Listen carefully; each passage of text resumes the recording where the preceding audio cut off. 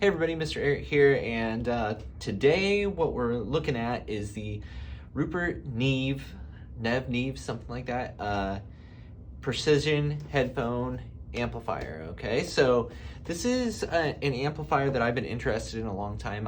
It's not a super popular amplifier, but if you hang out like I do on kind of like audiophile forums and things like that, it gets brought up a lot. And if you don't know who Rupert Neve was, and I'm sorry if I'm butchering that name, but if you don't know who he was like a sound engineer for a long time, and so he designed like equipment that, like professional grade equipment that was used for actually like recording songs, and then he also made this amplifier, designed this amplifier, and a lot of people say it's like a really nice amplifier, and it's like a tier above, you know, kind of the $200 entry level amps. I wouldn't say those are entry level amps, but like it's like a third tier amp. Let's say like if the $100 tier, you know, is entry level for a decent headphone amp, and then you've got like $200 for like balanced and THX and things like that. This is kind of like third tier level. And so I wanted to give this amp a try and see what I think about it, if I do think it is next level, compared to specifically what I have on hand, and what I like for a solid state is my Magnius for like a clean linear solid state. And I did do a solid state amp shootout a few weeks ago, and you can check that link out here if you'd like. But that pretty much says how I landed on the Magnius for just one that I think is a good all-arounder at a good value. So the question is it worth a couple $100 more to go up to the RNHP, as it were? So if you're interested in that, stick around. Consider liking and subscribing to the channel if you're interested in more headphone audio related videos. So let's get into it. So first off, let's look at the packaging that it comes in. It's pretty nondescript, pretty utilitarian, right? It's just a cardboard box. I already got the amp out of it down here, but before we get to that, let's just look at covering just a couple of other things here as far as just like what's in the box. You know, again, it's a pretty nondescript, you know, just foam box, a little bit of documentation and stuff in there. So that's a pretty basic box. It does come with a pretty basic power supply here, but what is kind of cool with that is it does come with like all these different adapters. So you've got US, European, I'm not sure what all else is in there. Let me just lay them out for you. I don't know what all these go to, but hopefully in looking at those, you'll know if one there will work for you if you're in a different part of the world. So I'm in America, so I've got the standard kind of American plug on there right now. So nice that it comes with that. So real quickly, I just wanted to look at that stuff. Now let's take a look at the actual unit here. So the first thing that you're gonna notice about this headphone amp is the weight of it. It is built like a tank. It's a really industrial design. It would match, like it fits right in. If you would look at any of that professional audio equipment, you know, this would fit in well with any of that stuff. It's a pretty retro look, I would say. Again, very utilitarian in its appearance, but I gotta say, like, I'm a big fan. I really like this look. I think it's unique in the market. It's a nice change of pace, in my opinion, from a regular, just plain old black box to have kind of the white face plates and back plates, and then to have the red volume knob, which is just, oh man, it's so nice. This volume knob, like, I mean, you can just, this little amp, like, it just oozes quality, like oozes quality.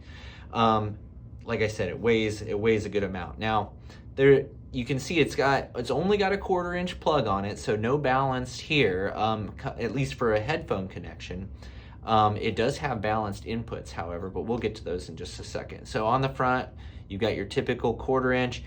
You've got your LED lights, and these are also buttons that are selectors for the different inputs on the back. So you can see you get 3 different inputs here. And then looking at the back, you've got XLR in, you've got RCA in, and then you've got a 3.5 in.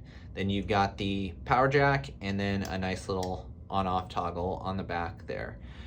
So no preamp abilities on this headphone amplifier, just straight up amplifier and inputs, but you do have a lot of options as far as what your inputs are.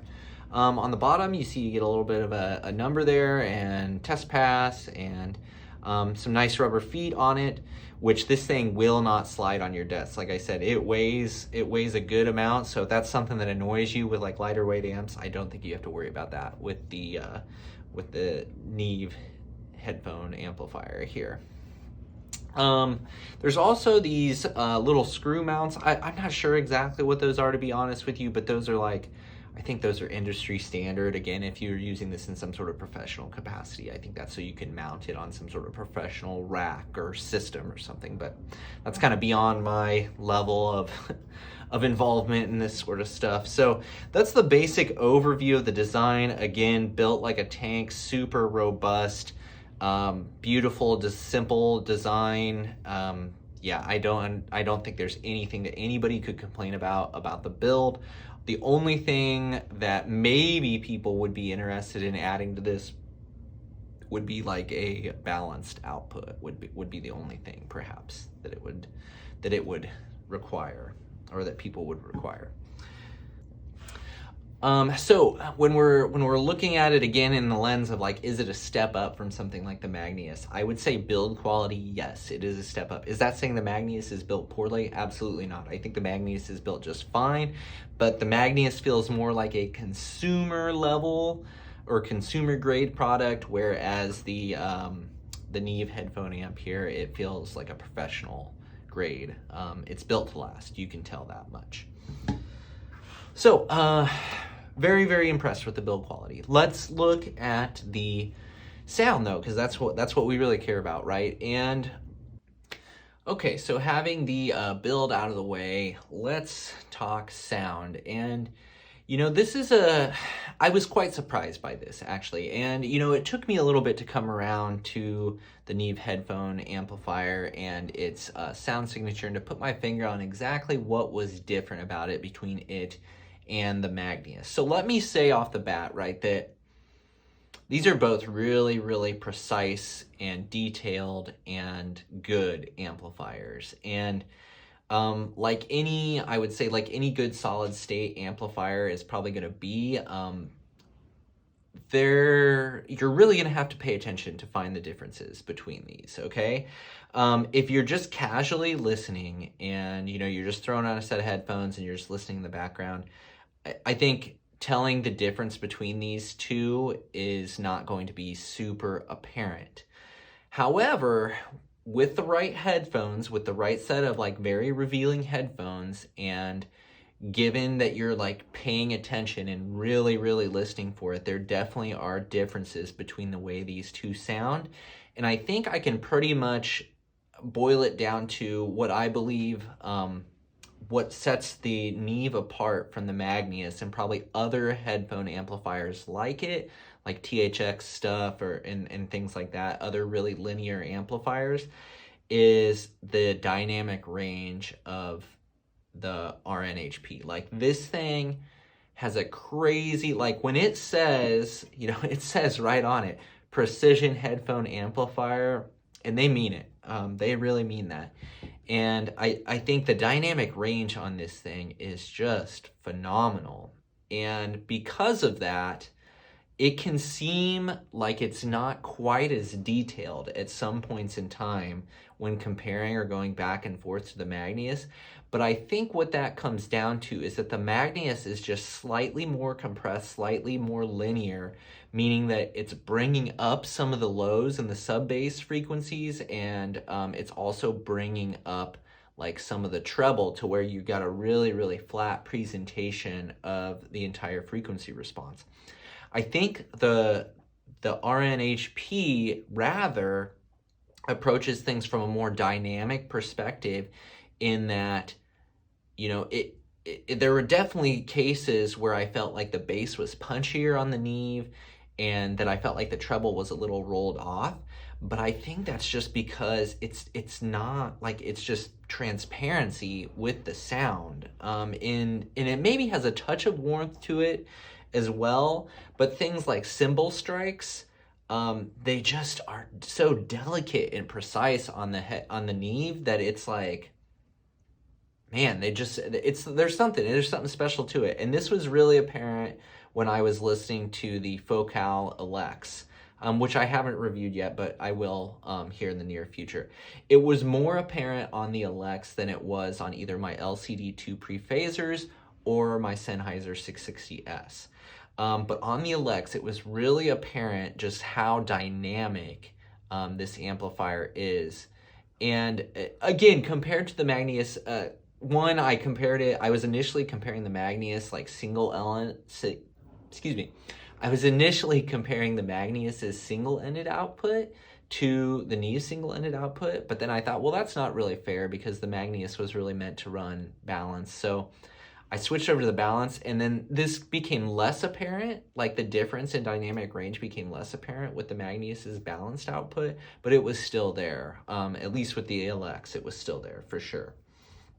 But again, these are such, like, these differences, unless you're really, really looking for them, I don't know that like in everyday use, you're really going to notice them. You certainly, I don't think, would notice, you know, that the Magnius is less dynamic if you weren't like going back and forth immediately comparing them.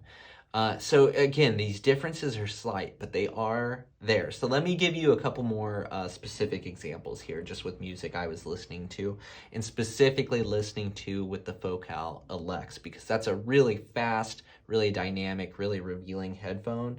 And so I think it paired with the RNHP is like a really, really good match and really revealing in a dynamic duo, as it were. So things that I've noticed is, let's talk specific songs here. So Diana Krall, let me get my stuff up here a little bit so I can just focus a little bit more. So Diana Krall, The Look of Love. I noticed more mid bass on the Neve. I thought the vocals had more energy on the Neve. I feel like pretty much throughout all of this, the Magnius was just like a touch wider and a touch better separated, I thought. But I made a note here that the Magnius just seems like dead flat, like frequency response throughout this. Another song I listened to was Ed Sheeran and his song Fall. And I said very clearly that the Neve had the highs pulled back a bit, and that it just felt a little bit smoother than the Magnius did.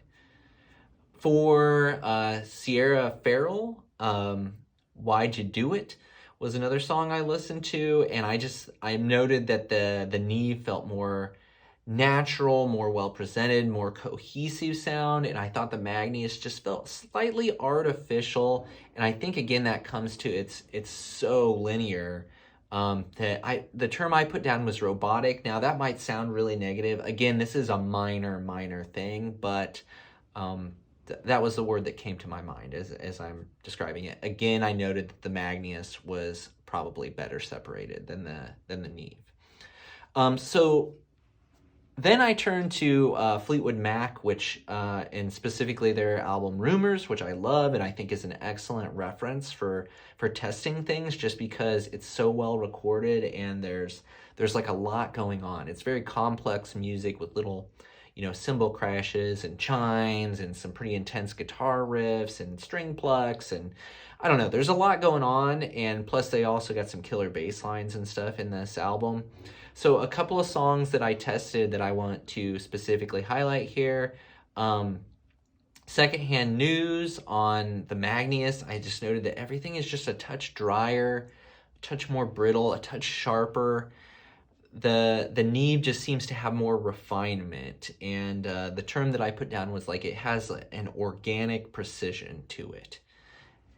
And then at the end of that song, Secondhand News, there's guitars that are happening, and everything kind of crescendos there. And I just felt that the Neve was a bit more musical than the more linear Magnius. And when I'm listening to the Neve on that track with the Alex, I was just into it, whereas with the Magnius, I'm a little more like, oh, there's that sound. Like, I'm listening to the different sounds, but I'm just not into it as much as I was on the Neve. And so the next song was Dreams on that album, and one thing that I really noted was like the cymbal strikes definitely were more precise with the Neve. Had a lot more detail to them. They were more present with the Magnius, but again, I feel like it's because those levels were raised up like a little bit more, and they were presented in a little more dynamic way on the Neve amplifier. I did note that maybe I feel like the Magnius is a little more detailed, but again, I feel like in string plucks specifically, I feel like I could hear more details, or at least they were presented in a more forward way than on the Neve. So I think with the Neve, the details are there, but again, it's just a more dynamic presentation, so they're not brought up to the same level as some of those other elements of the music. I did say that the Magnius is definitely better separated and wider. Again, that's kind of the theme throughout all of this. So the very last song that I want to note here from that album was The Chain. And specifically the last half of that song where, again, it kind of crescendos and you've got that wicked guitar riff that just comes in. And on the Alex with the Magnius, that guitar riff, it was a little much for me. It had some edges to it. Again, it was a little sharp. It took me out of the experience. Let's just put it that way. Whereas with the Neve, I was just there. I was in it. I could focus on that riff and enjoy it. And so again, it's just a little more well-rounded, a little more dynamic, a little more organic in its presentation. And when paired with a fast, dynamic headphone like the Alex, man, it is a wonderful listen, let me tell you. So what does this say? What does it mean?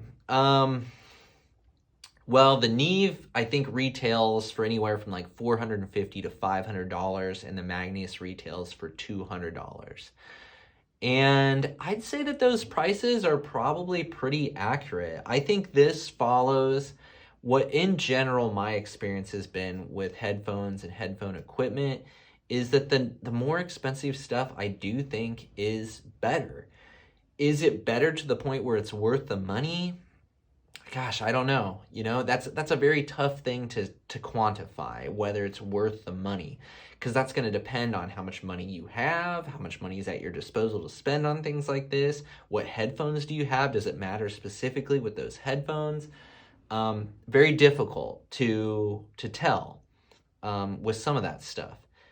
Do I think the Neve is a better amplifier? Yeah, I do think it is. Do I think it's worth the extra money? Boy, I just don't know. Honestly, I haven't decided for myself yet whether I'm going to keep it or not, because I bought mine used for $375, which is a decent deal on the Neve, but I bought my Magnius for $150, and that's a screaming deal for what you're getting with that. So is the Neve worth over double the price of the Magnius? Probably not. You're definitely not getting double the performance, but if you have a nice set of headphones like the Alex, that's really dynamic, I don't think that you're going to be disappointed with the Neve headphone amplifier. If you have a less revealing headphone, but still a good headphone, like the 660S and the LCD2 pre-phaser, I don't think they're as dynamic as the Alex, and I don't think they have the same level of clarity as the Alex, although I love all these headphones. I think they're all phenomenal. I'm not sure that the Neve would make sense with those headphones. I don't think that the value proposition is as good, but on the Alex, I think if that's your main headphone, I think maybe it is worth giving this amp a shot if you've got the money to spend, because it does really sound excellent with that headphone, that set of headphones. yeah, so it's a wonderful amplifier. Very well built, sounds beautiful, very dynamic, very precise, very musical. Wonderful amplifier. Worth the money? I don't know. That's up to you to decide. As always, I'm a big proponent of buying used so you can get yourself a deal, and then if you don't like it, you can sell it and you won't be out that much money, but you'll have the experience of finding out for yourself. So that might be something to keep a lookout for if you're looking for that next step up for amplifier. And if you're if you have another question about the Neve, feel free to drop it below, and I'll do my best to answer it. And if you enjoyed this video and you kind of like these comparisons and you're interested in headphones and you're trying headphones and amps and DACs and things like that out, again, consider subscribing to the channel. I'm going to be putting out lots more videos like this in the near future. And yeah, looking to hope to grow the channel in 2021. So I hope you'll be there with me. Thanks for stopping by, and I'll see you in the next one.